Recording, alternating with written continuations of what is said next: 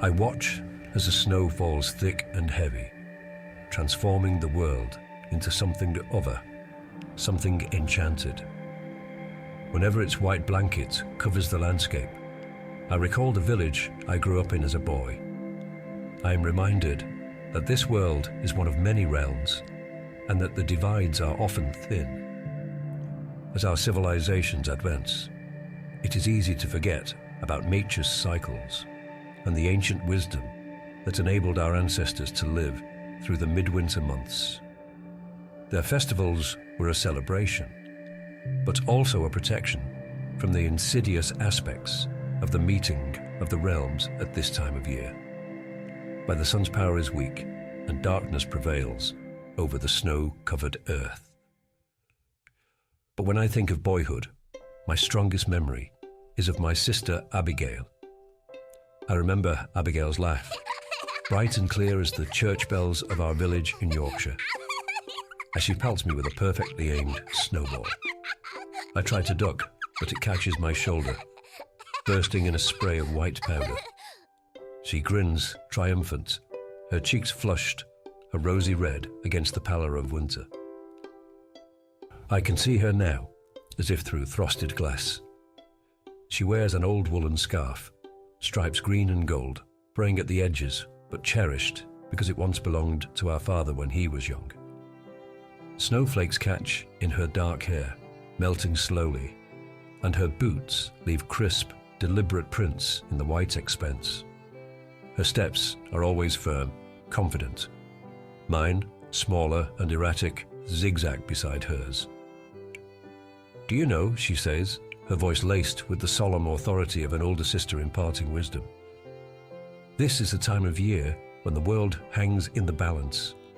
The old folks say the woods hold secrets of the olden times, times when doorways open to other places, evil places." She leans close, her eyes alight with mischief. If you're not careful, something might slip through to get you. Her words send a pleasant shiver through me, half thrill, half fear. I laugh to hide it, lobbing a handful of snow her way. She dodges with ease, a figure of grace amid the falling flakes, and the snowball splatters harmlessly against the low stone wall that marks the edge of the green. The village is cloaked in a kind of magical stillness. Wreaths of holly hung on every door, their glossy leaves and crimson berries glowing faintly in the twilight. Lanterns flicker in windows, casting a warm amber light onto the frost-encrusted panes. The church bell chimes faintly in the distance, marking the hour. Somewhere, I think, I hear a faint singing, carolers perhaps, or the wind playing tricks on me. Abigail stops suddenly, her breath misting in the air. "Do you see it?" she asks, pointing to the far end of the green, toward the dark wooded area. Her tone changes, losing its teasing edge. I squint, but all I see is snow, stretching endlessly towards the trees that edge the village. They stand in dark, silent ranks, their branches heavy with ice. For a moment, I almost convince myself I see movement, a flicker of a shadow slipping between the trunks. But the light changes and it's gone. "It's probably a fox," I say, trying to sound braver than I am. Abigail shakes her head, her smile faint, wistful. "No, not a fox." She doesn't elaborate, but I don't ask. It's one of her quirks. This way she has of sensing things if I can't. The sky deepens, a bruised purple as dusk settles in earnest. Our mother's voice calls us from the doorway of our small cottage, a soft plume of smoke curling from its chimney. Abigail's hand finds mine as we walk back. Her fingers are cold, her grip firm, and I remember feeling safe then, protected. She glances at the woods once more, her gaze lingering, her smile tinged with something I couldn't name back then. Looking back, I wonder if she already knew. Abigail's laugh fades first. It's not abrupt, it's gradual, like the dimming of a candle in a draught. By spring, her steps no longer crunch in the thawing snow, and by summer, the vibrancy of her voice, her sharp wit and her laughter had been replaced by a silence that gnaws at the edges of our house. The day we learn she is sick, my mother's face crumples. She doesn't sob, not outright, but her hand trembles as it smooths Abigail's hair, her movements mechanical, fragile. My father stands in the corner, his back to us, his shoulders bowed under a weight none of us know how to carry. Abigail just watches them both, her brown eyes dark. It's something I couldn't understand. The doctor came often, his leather bag creaking open to reveal little bottles and gleaming tools that make my stomach twist. When I question him about my sister, he smiles back at me sympathetically and explains she has an illness in her blood. Abigail slept more and more, her pale face framed by the quilt she pulls tighter around her shoulders. I understand the quiet of the house, how it grows, stretching into every crevice. By October, she is no longer Abigail I recognize. She's thinner, her cheeks hollowed, her once bright eyes dulled by something that looks too much like defeat. I bring her treasures from the woods, pine cones, smooth stones, and the feather of a magpie, but she barely glances at them. I hold her hand sometimes, tracing the blue veins beneath her skin, and imagine I can press my warmth into her, enough to bring her back to life. When December comes, the snow returns. I wake one morning to find the world blanketed in white, and for a brief, flickering moment, I imagine her running through it, her scarf trailing behind her. But when I rush to her room, eager to tell her about the snow, I find her curled on her side, her breath shallow, her face turned away. She doesn't move when I call her name. That night, she leaves us. The house is deathly still. I lie awake in my little room, the cold creeping through the gaps in the stone walls. I listen to the faint crackle with the fire in the hearth below, and my mother's muted sobs, muffled by my father's steady, shushing murmurs. I don't cry, I can't. The tears sit like a stone lodged in my throat, heavy and unmoving. Morning comes pale and grey, and the world outside seems indifferent to what we've lost.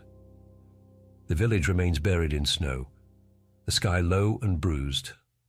When the church bells toll, their mournful sound drifts across the fields.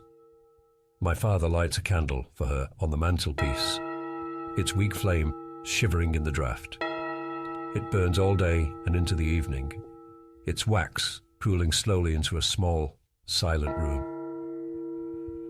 Later, I stand at the window, my forehead pressed against the frosty pane. Outside, the snow gleams like a shroud beneath the rising moon. Somewhere in the distance, a low wind whistles through the trees. I imagine it calling her name, soft and sorrowful, and I wonder if she can hear it. Christmas arrives quietly, slipping into our lives without ceremony. The memory of Abigail's funeral in the church graveyard lingers over us. Snow covers the Yorkshire fields again, muffling every sound, but the silence it brings is different now, heavier. The world feels faded, its colours muted under a slate-grey sky. The cottage smells of pine and beeswax candles. My mother has done her best, stringing garlands of holly along the mantel, setting the old wooden nativity on the hearth. She holds while she works, a shaky, uneven melody that falters whenever my father pauses too long in the doorway, his hands jammed into his pockets, his gaze somewhere far beyond the frost on the windows. I sit by the fire, toying with a carved wooden soldier Abigail gave me the Christmas before. Its painted face is chipped now, the bright red of its jacket faded to dull rust. She had loved giving gifts, sneaking little treasures into my stocking, even when she had nothing to spend. I tried to imagine her smile, her excitement as I tore open the paper, but the image slipped away like smoke.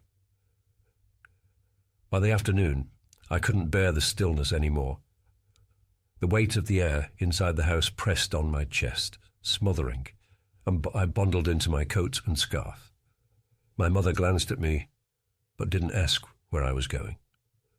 My father nodded once, absently, and I push out into the snow. The village feels deserted.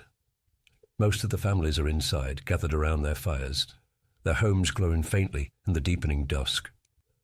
Smoke curls from chimneys, soft and grey against the winter sky. Somewhere I hear faint laughter, a child's voice carried on the wind, and my chest aches with a hollow echoing pang. I walk without purpose, my boots crunching through the snow, leaving a jagged, meandering trail. Past the green, where we'd played last year, past the stone wall, where her snowball had struck, past the churchyard, where a fresh mound of earth sits under a blanket of white. I don't look at it. I can't. The woods draw me in, dark and quiet, their edges blurred by falling snow. The branches above are heavy with frost, their boughs creaking softly, as if the trees themselves are sighing. I stand at the edge for a long time, staring into the shadows. The memory of Abigail's voice comes unbidden. This is the time of year when the world hangs in balance. My breath clouds in the air as I turn away, ready to retrace my steps home. That's when I see them. Footprints. They stretch across the snow in a perfect line, small and neat, the size of a child's. My breath catches. The tracks lead into the woods. I stare at them, my pulse quickening. The snow has fallen steadily all day, and yet the prints are crisp, untouched, fresh. I look behind me to where my own jagged steps wind back towards the village, and then again at the perfect trail before me. I take a step closer, my heart pounding now. I began? I whisper. The snow swallows the sound. The footprints stretch ahead of me, unwavering, a steady path carved into the snow. My own breath seems loud in the cold, each exhale blooming in the air before vanishing into the dusk. The woods loom ahead, dark and sprawling, their trunks stark as gravestones. Something about the footprints, too precise, too perfect, pulls me forward. Each step takes me deeper into the hush. The snow is thick here, muffling every sound but the soft crunch of my boots. My breath clouds the air, but it feels wrong. Too warm against the biting chill. Too alive in a place that feels so still. The village falls away behind me, the last of its light swallowed by the trees. The air smells sharp and clean, mingled with the faint, resinous scent of pine. Beneath it, there's something else, something acrid, like burnt wood and cold iron. The first marker appears as I step into the heart of the woods. A wreath of holly hangs from a low branch, its dark leaves glistening, its red berries vivid as blood in the pale light. At first, I think someone has placed it there, a festive touch. But as I draw closer, I see the leaves are brittle, rimmed with frost. It crumbles at the edges as the wind shifts, its movement unnatural, like something clinging to life when it should have long since withered. I keep walking. The footprints are still there, impossibly clear, leading me further. A low wind stirs the trees, setting the branches groaning above me. In the distance, I hear a faint jingling, like the bells on a horse's harness. It's rhythmic, what dissonance, the sound off kilter and too far away to follow. Another marker appears, a straw figure, no larger than my hand, tied with frayed red string. It hangs from the branch of an oak, swaying gently despite the stillness of the air. Abigail once told me about these figures. Calm dollies, she'd said, Yule charms to ward off the dark things. The thought makes me shudder, and I keep moving. My legs ache from the cold, but I can't stop now. Something about the footprints urges me forward, though the air itself seems to push back. The trees open suddenly into a clearing, and I stop.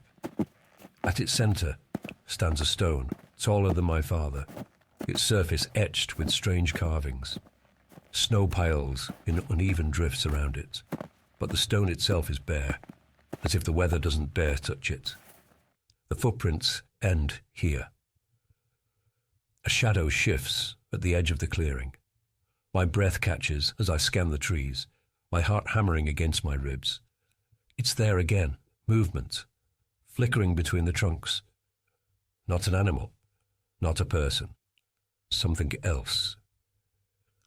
The jingling returns, louder now, and it comes with a faint hum, low and resonant, like chanting. My skin prickles as the shadow draws closer, its shape indistinct but wrong, limbs too long, its movements too fluid, as though the darkness itself has taken form. Abigail? The word leaves my mouth unbidden, little more than a gasp. The shadow stops. The air feels colder now, so sharp it burns my lungs. The snow around the stone seems to shimmer, the light bending and warping as the figure takes step into a clearing. It towers over me, its form shifting like smoke caught in a draft. Beneath the sound of bells and humming, I hear something else, a voice, soft and dark, slipping into my mind. It whispers my name. The carvings on the stone behind it seem to glow faintly now, their lines etched in pale, cold light. The voice, soft at first, builds into something sharper, wind slicing through bare branches, and it saves my name again, dragging it out as if savouring the syllables. I stumble back, my boots slipping on the snow. My breath comes in ragged bursts, but the air is so cold it feels like I'm inhaling shards of glass. The jingling grows louder, dissonant and jangling now, as though the bells are warped, their music fractured. "Who's there?" I choke out, though the words feel feeble, swallowed almost immediately by the unnatural stillness. The shadow halts, and for a moment, the world holds its breath. Then it unfurls. Long, sinuous limbs reach towards me, blacker than the deepest night, tapering into claw-like ends. Its face, or what should be its face, shimmers, an ever-changing swirl of darkness. Within it, faint glimmers of light flicker like distant stars, falling shapes that vanish before I can make sense of them. The bells, I realize, are coming from it. They hung from its form, tiny and rusted, jingling with its movements, a parody of festive cheer. Beneath the sound, I hear faint whispers, voices overlapping, rising and falling like the tide. The language is ancient, guttural and wrong, but I know instinctively it speaks of old things, ancient rites, winter sacrifices, and the blood price of forgotten gods. I try to back away, but the snow seems to hold me fast, its icy grip winding around my boots. My legs shake as the shadow advances, its form rippling like smoke caught in a draft. When it reaches the stone, it pauses, its dark limbs brushing the carvings. The whispers stop, and for a moment the world is utterly silent. Then it turns. Eyes, if they can be called that, flare into existence within the shifting darkness. They burn with a cold, searing light, not golden or warm like fire, but pale, blue-white, the colour of frost under a full moon. They pin me in place, freezing my breath in my lungs, and I feel the weight of its gaze. It speaks, not in words, but in a sound that vibrates deep within my chest, resonating with some primal part of me that recognizes it or what it is, something from a long-forgotten past. The season turns. Blood warms the frost. The living owe a debt. The words settle over me, their meaning clear. My skin prickles, and I'm suddenly aware of how small I am, how fragile, how easy it would be for this thing to extinguish me. "Abigail," I cry out, the sound tearing from my throat. It's instinctive, desperate, and hopeless. But in the next breath, the wind shifts. A warmth brushes against me, faint and undeniable. At the touch of a hand I know too well. A faint, sweet scent fills the air, cutting through the acrid tang of frost and iron. Lavender, Abigail's favourite. The bells falter, the shadow hesitates, its head turning as if sensing something it hadn't expected. The warmth grows stronger, and I feel her before I see her, a glow that gathers at the edge of the clearing, soft and golden, like the last light of a setting sun. "Leave him," comes her voice, clear and steady, and it wraps around me like a shield. The shadow recoils, its limbs curling in on themselves, and the bells clatter wildly, a chaotic, frantic noise that shatters the stillness. The figure doesn't vanish, but collapses inward, its form breaking apart into tendrils of smoke that slither back towards the woods. The last sound it makes is a hiss, low, venomous, and full of promise. And then it is gone. The clearing falls silent. The frostbitten air remains sharp in my lungs, but the glow lingers, soft, golden and warm against the cold. I can feel her, stronger than before, though my eyes struggle to focus on the figure emerging from the light. "Abigail," I whisper, my voice trembling as I take a step forward. She stands before the great stone, her form more light than substance. She isn't quite as I remember, not the girl with flushed cheeks and tumbling laughter, but something otherworldly, a presence caught between words. Her dress flows like spun starlight, rippling as though stirred by an unseen breeze. Her face is pale, delicate, and her eyes carry a weight that seems too vast for someone so young. "I'm here," she says softly, and her voice carries the warmth of every childhood memory, yet it is threaded with something deeper, grief, love, a sorrow that seems to stretch across time. I rush towards her, my feet dragging against the snow. She raises a hand, not to stop me, but to guide me. And when my fingers meet hers, they find no flesh, only warmth, fleeting and fragile, sunlight passing through a winter's window. "Why did it come for me?" I ask, my voice barely audible. Her gaze flickers to the stone behind her, to the carvings that seem to pulse faintly in the twilight. It has always been here, waiting. This season, it draws it close. Long before Christmas, this was a time of blood, of sacrifice. It feeds on that memory, on fear and pain. Her words chill me more than the icy wind. The shadow's voices echo faintly in my mind. It whispers of debts and winter's price. It wanted me. It wanted a child, she corrects, to take what was sacrificed in ancient times. She steps closer, and I see something shift in her, strength, resolve, though it's tempered by a sadness so deep it steals my breath. Her glow brightens, driving back the shadows still clinging to the edges of the clearing. The air changes again. The stone behind her hums with a low, throbbing pulse, and the snow beneath it darkens as though stained. A low whisper returns, faint but insidious, seeping from the very ground. The shadow hasn't gone, not completely. It lingers, waiting for its moment to strike. "Go home," Abigail says suddenly, her voice urgent now.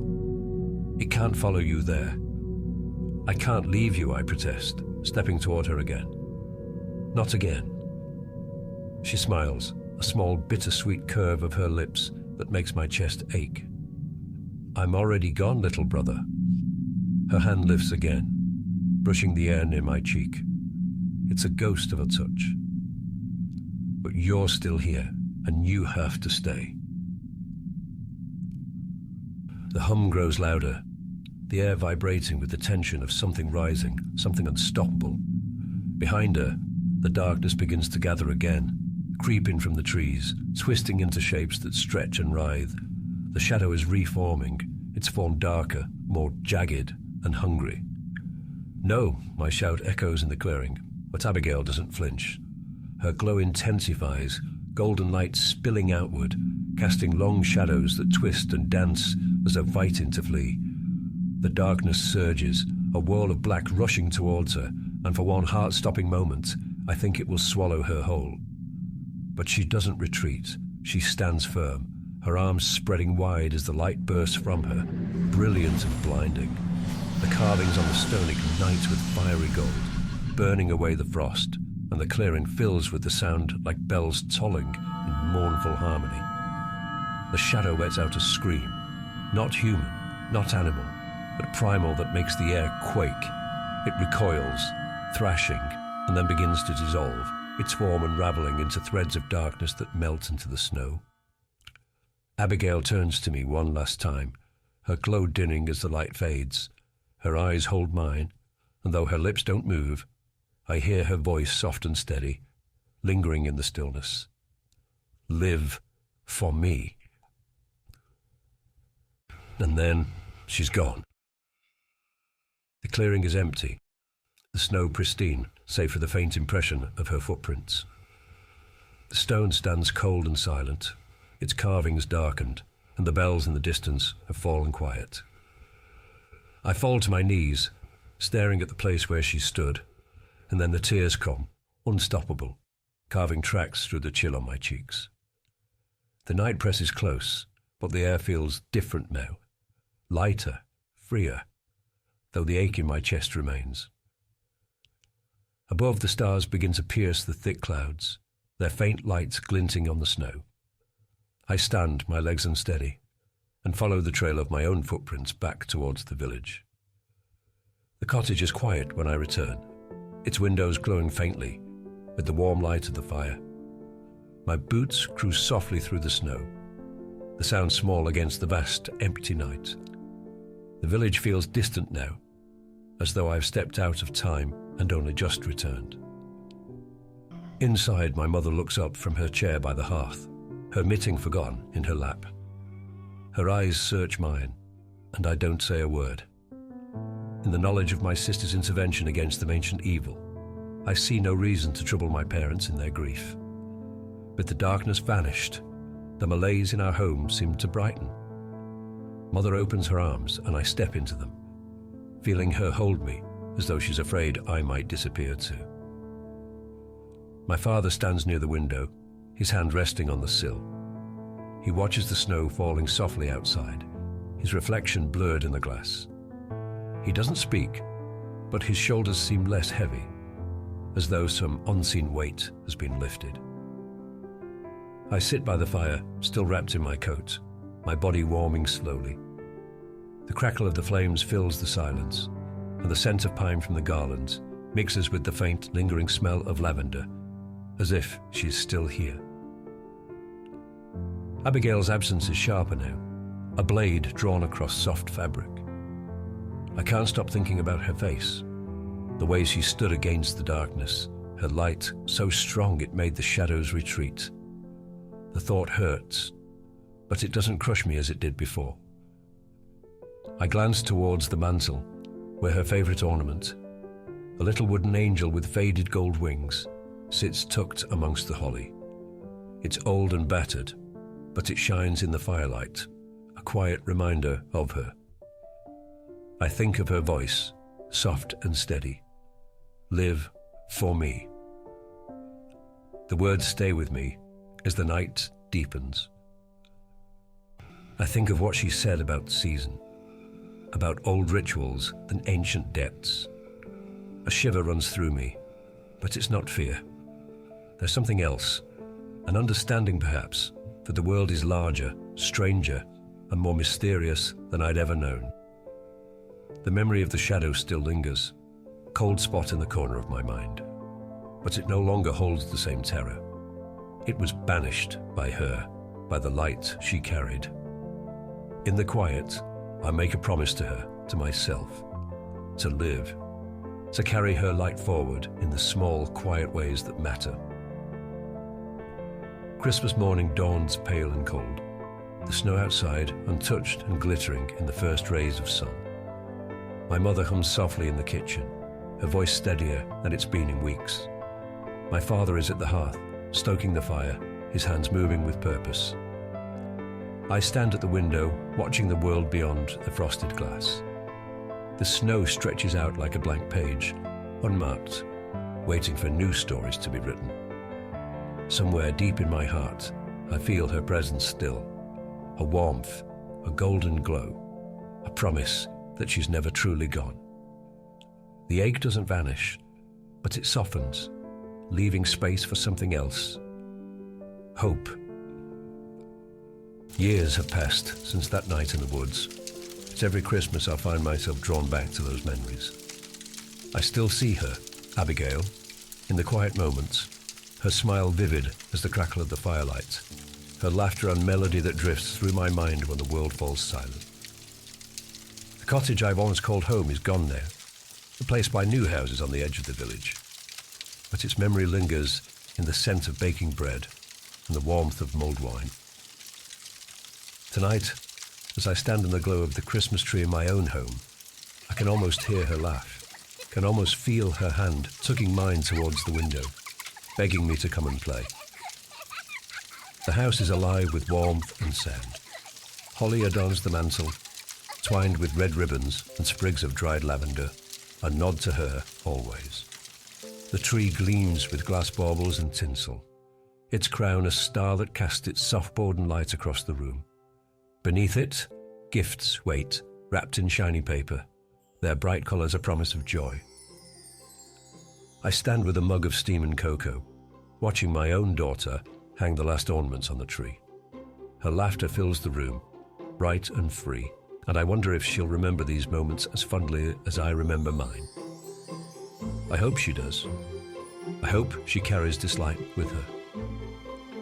My memories enable me to appreciate the importance of Christmas, forewarned by the knowledge that shadows exist to claim the unwary in the depths of midwinter. Outside, snow begins to fall, soft and steady, blanketing the world in silence. I step to the window, my breath fogging the glass, and stare out at the night. The snow glitters beneath the moonlight, unbroken, save for the footprints of little boots leading away from the house. For a moment, I think I see her again, just a glimpse, a flicker of golden light at the edge of the garden. My heart catches, and for the briefest second, I expect her to wave, to call my name like she used to when we were children. But the light fades, and I'm left with the quiet beauty of the snow. My wife joins me, slipping her arm through mine, her warmth grounding me. She rests her head on my shoulder, and together we watch the snow fall, our reflections soft in the frosted glass. "Merry Christmas," she whispers. "Merry Christmas," I reply, my voice steady. In the other room, my daughter shouts in delight, her excitement spilling over as she opens a gift. I hear the crinkle of paper, the jingle of bells, and the soft strains of a carol playing on the radio. It feels like something out of a dream. My wife calls out to her, "Abby, come join us and watch the snowfall." It falls heavier now as my daughter, Abigail, watches it blanketing the world in quiet wonder. I close my eyes for a moment, holding the warmth of the room close, and whisper to a memory, "Thank you." And in that instant, I know she's still with me, her light woven into the laughter, the love, and the golden glow of Christmas.